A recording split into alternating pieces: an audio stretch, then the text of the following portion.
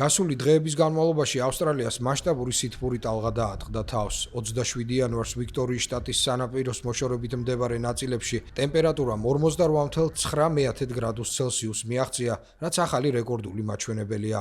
ჯერჯერობით მსხვერპლის შესახებ ინფორმაცია არ ვრცელდება, თუმცა ხელისუფლების ცნობით სამ ადგილას მძვინვარებს ტყის ხანძარი, რომლის ლოკალიზებას მეხანძრეები ამ დრომდე ვერ ახერხებენ. არასახარბიელო მდგომარეობა ასევე ვიქტორიის უდიდეს ქალაქ მელბურნში. 26 იანვარს ავსტრალიის ღია პირველობის ჩოგბურთის მატჩებს 50,000 ადამიანი ესწრებოდა, თუმცა 27 იანვარს მაღალი ტემპერატურისა და ძლიერი სიცხის გამო ვიზიტორთა რაოდენობა 21,000-მდე შემცირდა. მომარაგებული გვაქვს მზისგან დამცავი კრემი, ქუდები, წყლის ბოთლები. ჰიდრატაციის შენარჩუნება მნიშვნელოვანია. აქ ბევრი პუნქტია, სადაც შეგიძლიათ წყლის ავსება.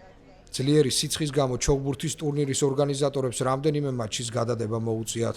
ოთხშაბათს რეგიონში ტემპერატურა მცირედით იკლო, თუმცა სინოპტიკოსები ვარაუდობენ, რომ ძლიერი სიცხე კვირის ბოლომდე შენარჩუნდება.